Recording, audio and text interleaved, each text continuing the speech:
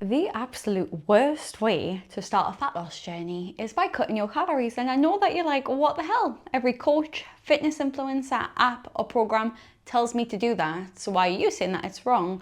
But that's actually the reason that most women burn out on their fat loss journeys and end up heavier than when they started. You know the cycle. Starting Monday, I will cut my calories, exercise loads, grin and bear it, really go through it until something comes up. Busyness at work, you move house, you change job, some kind of barrier which makes you fall off track and then you can't seem to pick it up, and it leaves you wondering, if I had more willpower, if I had more discipline, if I was different, maybe I could have stuck to it, but for whatever reason, I cannot stick to a deficit no matter what. By the end of this video, you are going to completely change your perspective on fat loss and understand how the actual process of fat loss works, how to prepare for fat loss, and how to have an effective fat loss phase so that you can lose fat, enjoy the process, and maintain your results afterwards. This is all based around the fact that I gained 26 kilograms in pregnancy, lost it in 8 months postpartum,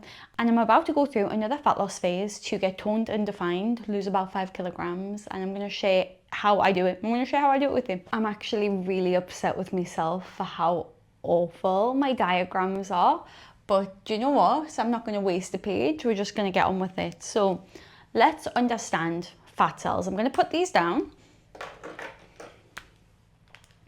Let's understand fat cells. Let's understand how fat loss works. Let's just understand the process, because once we've got that in the bank, everything else will make a bit more sense. So your fat cells are called adipocytes, and basically, if you gain fat or you lose fat, you can't get more or less of these. They just either fill up with stored fat or the amount of stored fat within them decreases.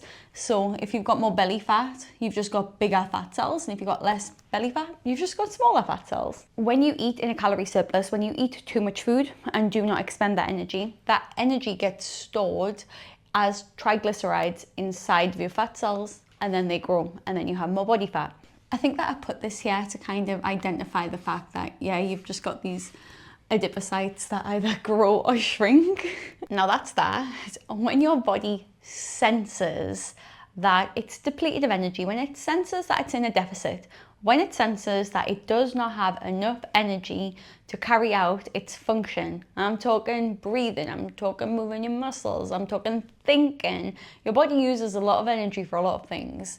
When this is the energy requirement, and this is the amount of food that you're putting in your body, there is a deficit. There is a deficit in the energy needed. Your body senses this deficit and it notifies the brain. Your brain then sends a hormonal signal down to these fat cells in the form of adrenaline or noradrenaline to say, ayo, let's break you down and let's get some energy out of that, thanks. This triggers a compound called lipase, which takes the fat cell through a process of lipolysis, and it breaks down the triglycerides into components that then travel to where they're needed in the body, such as muscles, your organs, wherever the energy deficit is kind of needed. Once the components, fatty acids and glycerol, travel to that body part they needed, they will then go into the mitochondria of that particular body part. So obviously this is supposed to be a muscle fiber. This is what I'm saying, like the muscle was wrong.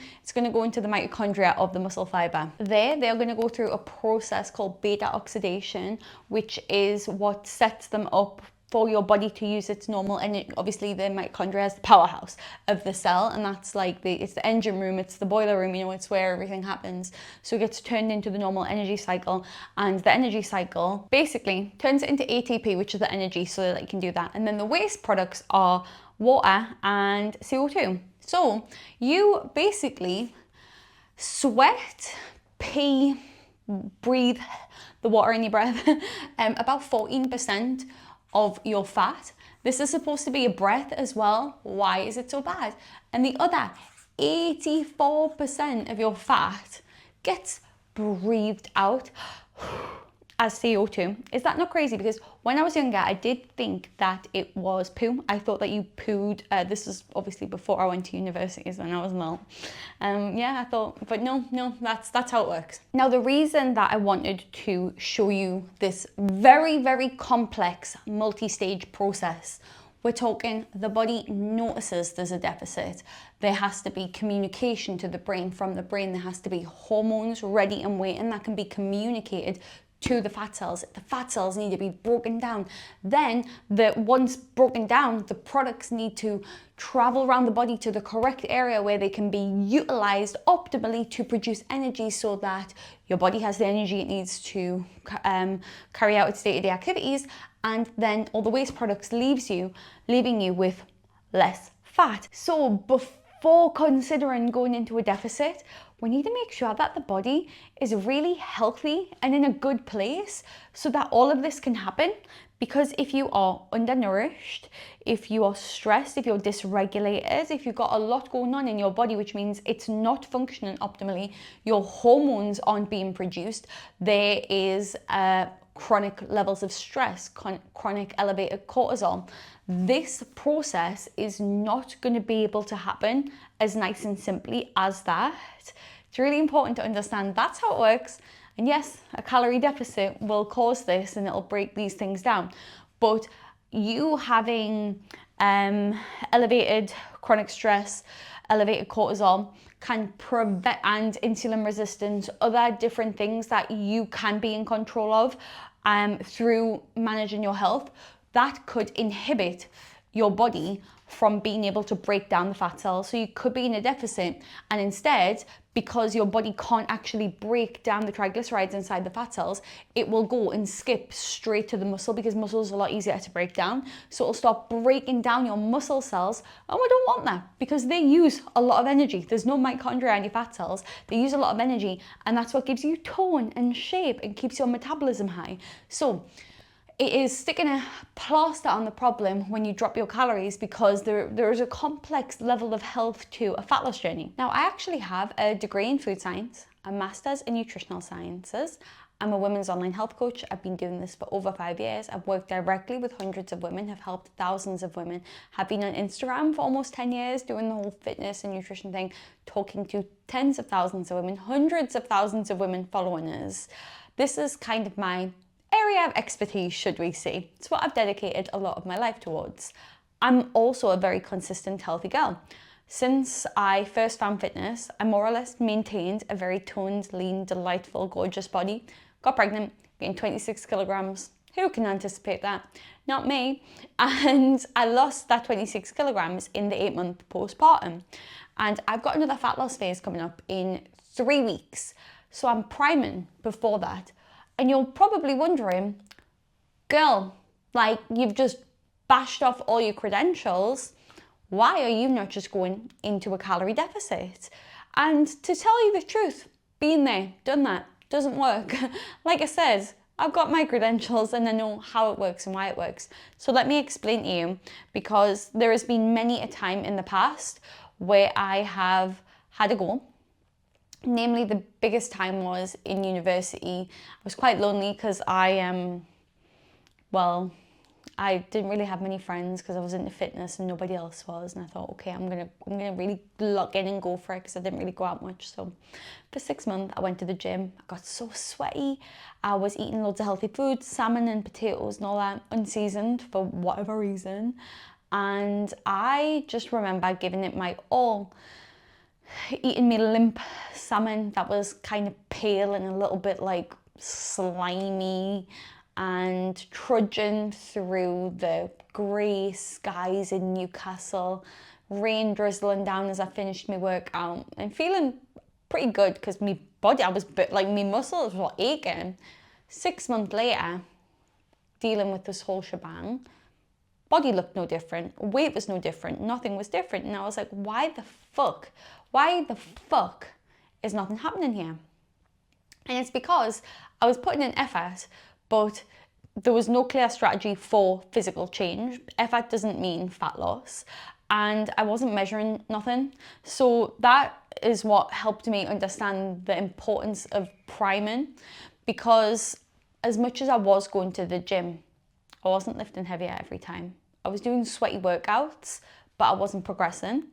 And I was eating healthy food, but I was also skipping meals. I was under fueling. I would catch up and over fuel. And it's because I didn't have a strong foundation of the basic habits that were necessary for an effective fat loss phase. So if you're currently at no routine, eating convenience food, you got a pretty bad mindset, you talk to yourself pretty badly, you can't do this, you're lazy, all of that shebang, and you want to be somebody who is consistent with their gym and diet and speaks to them positively. So your solution to that is, let's just drop to 1200 calories, for example. That is your current comfort zone. And this is ideally the new comfort zone that you'd like to enter. And you're just trying to jump this ginormous chasm. You're gonna fall, you're gonna crash, and you're gonna get to the bottom and you broke your leg. Unfortunately, the reason that happens, the reason you can't just turn around on Monday and have this situation is because your brain loves comfort and it loves safety. And the only purpose of your brain is to survive. Your brain wants survival. So if you say, okay, low calories, alert, that's not going to be good for survival. Suddenly you're spending like 8 hours a week walking, exercising, saying no and doing all these new things, and your brain is literally like, the logical part of your brain is overridden because the amygdala is stood there with a little bit of a what do you call these, like a speakerphone thingy, and it's like, alert everybody, we must return to the comfort zone. If we don't get back to the comfort zone now, we're gonna die.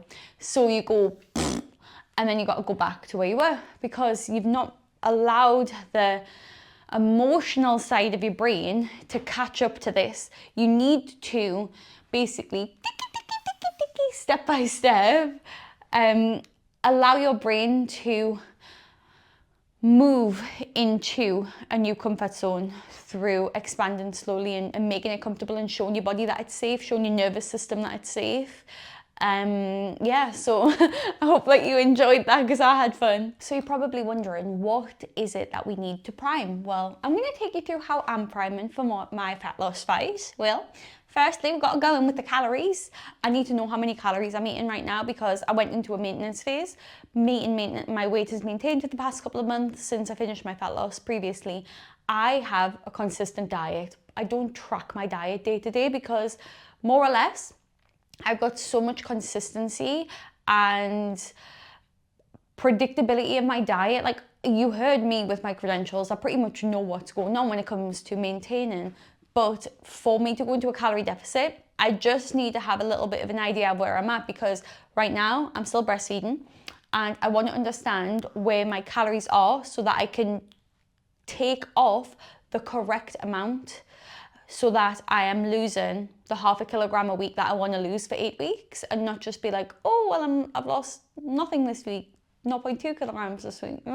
So it's important to know where my calories are so that I'm not just taking an arbitrary number off. And to do that, I'm meal planning, meal prepping, tracking most of my calories, spending 3 weeks getting an average of where I'm at. Because another reason is you could be eating, say, 4,000 calories a day. You could be. And you then go in with a 2,000 calorie deficit. Might not be, super low calories, but that's literally half of your daily diet. Again, with the brain, like the alarm is going to start going off inside of your head and it's literally going to be like, holy shit, man, what the fuck is going on? That's such a big drastic change and it's going to go zoop back to your comfort zone. So it's important to understand where your calories are and have a predictable diet so that you can just say, cool, I'm eating 2,300 calories every single day. Let's drop to 2,000, 1,800, whatever kind of vibe works for you.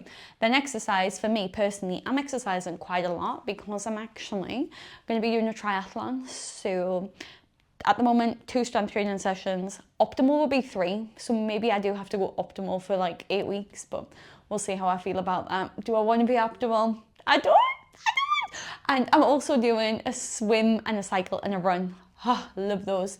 Consistent. If I'm consistent in them, nothing changes when I go into my deficit because I'm already training the exact way I would be. Rest. Now, I'm frustrated with myself because rest is actually the most important. I told you about all of this palaver. Rest also links into recovery and emotional recovery. So sleep's very important because all these gorgeous processes, your hormones probably aren't regulating if you're not getting 7 to 8 hours of sleep per night. And that means that your body is gonna go and eat its fat instead of eating its muscle instead of eating its fat. And you don't want that. So sleep, 8 hours minimum of actual sleep. I don't make the rules. Sleep less, burn muscle, not my problem. And then journal, because I have got some big business goals at the moment. I'm working really hard. And I've got obviously this fat goal on top. And also having a 10-month-old's like really, really hard and emotionally dysregulating. So your emotions are something that can really derail you. Journaling is so helpful for me because it gets it out of a feeling and like an energy inside of us where I'm like, and it puts it down into words and facts so that I can actually work with it. So this is a very important way to prime for me. And then consistency in all of them. So for me, it's going to be more than 3 weeks of consistency, more or less. It's kind of just this. Another thing to include into this is your steps. I currently have a daily walk, 2 daily walks actually, a morning and an evening. And when I'm in a fat loss phase, I'll use my walking pad and pointing because it's down there. I just use that every day. So that works for me. This is how you prime. How long should it take? Doesn't really matter. I would say like 2 to 8 weeks. 12, do you know what? It could take like a year if you've really fucked yourself up for a long time. There's no rules. 3 weeks is good enough for me for my fat loss phase.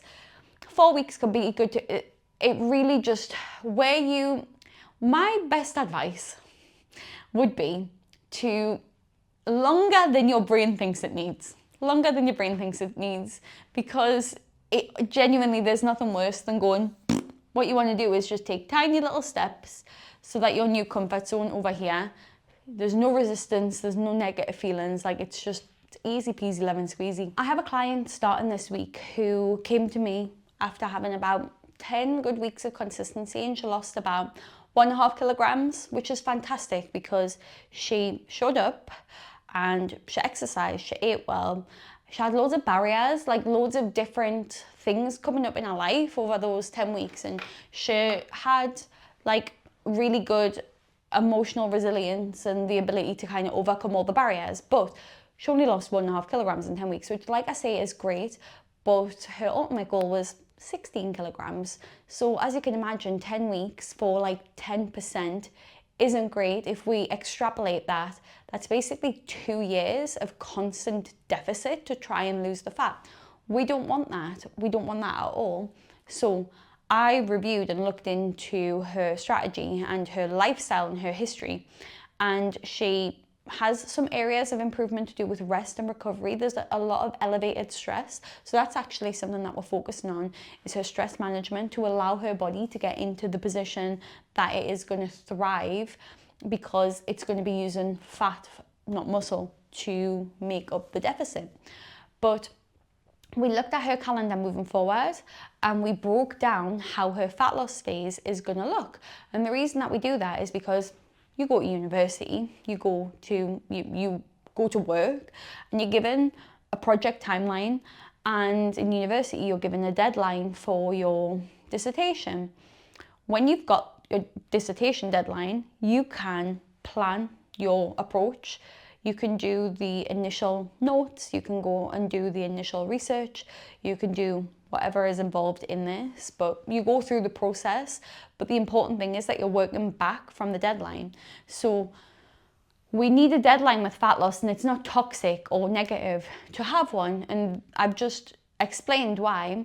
If this client continued at her rate, she'd be in a deficit and in a mindset of like, I can't eat enough. I've got to eat little. I've got to not eat a lot of food. I've got to be in a deficit for 2 years. And I don't know about you, but that's not nice to me. I wouldn't want to do that. And myself, having lost the 26 kilograms across the 8-month postpartum, I was only in an actual deficit, tracking my calories, for 20 weeks. So in 8 months, I spent only 50% of the time tracking my calories. I'm going to lose another 5 kilograms in 8 weeks. tracking my calories now to get the get my average, and then afterwards I'll be tracking a little bit as I pull away, but then I'll be going back to that maintenance mode where it's literally just based on the routines, the consistency of my dietary habits.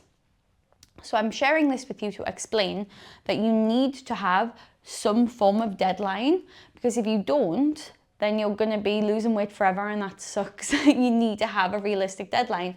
How do you set one? Well, you can lose up to 1% of your body weight per week, and it will come from fat. You can lose more than 1% of your body weight per week, but your body will start to break down muscle and other things inside the bod. So just as a really bizarre side tangent here, do you know all of the Ozempic vibes at the moment? By the way, love Ozempic, think GLP-1s are great. Like, what an incredible invention, because having the hunger that I did in pregnancy, understanding that some people have a latent level of such uncontrollable hunger that can be controlled, that's bloody amazing. However, the misuse of it, not strength training, not eating a balanced, varied diet, and losing more than 1% of the body weight per week is going to lead to a loss of muscle and a loss of bone density. So my version of being healthy means that when I get to 80 years old, I can run up the stairs and not get out of breath. And I can also pick up a purse and fucking bat someone if I need to. Do you know what I mean? If I'm getting beat up and chased down the street as an 80-year-old woman, I'm not going to be frail and fall to the floor. I'm going to be able to fight back. You need muscle on your body, and you need strength, and you need health for that. So my random side tangent is just on the 1%, like aim for 1%. At the start, yeah, maybe you lose, like for the first 1 or 2 weeks, there's extra water weight, so it will be higher than 1%. But just that is the highest you can go for rate of weight loss per week without negatively impacting your health, okay? So I'm personally choosing to lose 0.5 kilogram a week. I'm 60 kilograms to begin with. 5 kilograms is about 10%, well, just under 10% of my total body weight. So what that's going to look like across the 8 weeks is probably a dip and like it'll come up and then a dip, and then maybe it'll come up again, and then it'll go down, and it'll come here, and then probably go up again, and then it'll go down, and then it'll go up, and then that's probably what it'll look like. So I recommend taking your body measurement, your weight, daily in a fat loss phase. Again, I've got a bad relationship with the scale because of all of these things that I've done in the past. But have you primed and have you taken the data? Because the reason that this is really important is, so for me, where I'm at, I'm going to drop my calories a bit. I'm going to add a step goal. Then I'm going to have about around here, we'll get to a place where my weight won't have changed for a little bit. So what we're going to have to do is up the steps and lower the calories a bit. So say if I went in with like 1600 calories at the start, can't really go much lower than that, because my body will start to down-regulate and think, fuck, I need to survive. So I'm going to turn off all of my excess things that aren't necessary, having a period, all of those kind of things. And I'm going to shut down so I use less energy. So you've got to eat less and less to lose weight. I'm going in with a moderate deficit so that I've got a room to lower my calories, and I've also got room to up my steps. Say I've got I would be happy to add an extra 20 minutes of walking per day for 4 weeks. If it was going to help add to my fat loss, then I can pull back afterwards, because it means that I've got more food and I don't have to exercise as much because I'm at maintenance. So I hope that helps you understand how a fat loss phase should work. We get consistent first, and then what we need to do is have a measurable amount of a drop for the calories and ability to add some extra activity, so that when we get to a point in the middle where we might plateau, might be nearer the end, that we've got some wiggle room. And the reason that you have to take your weight every day is if you only took one weight measurement per week, look at what this would show you. It would show you that you haven't actually lost weight because you are picking up the anomalies. Whereas if you take it daily, it's going to show you the pattern and say, weight hasn't changed in 2 weeks, let's move down. So If you don't do that and then you go off 2 points of data, you could be like, oh, my weight hasn't changed, when actually it has. So very important. I hope that you feel like you can really lose weight now. Like I really had fun filming this, I'm not gonna lie to you. So we know all the steps, but if you're still a little bit unsure on numbers and how the numbers all work, how the actual number that you use for a calorie deficit comes to be, please watch my last video, how to lose 15 pounds in 90 days, and it walks you through the exact method to calculate your calories and how to understand the kind of calorie deficit that you need to go in to see these kind of fat loss results. Amazing. Thank you, and I'll see you in the next video.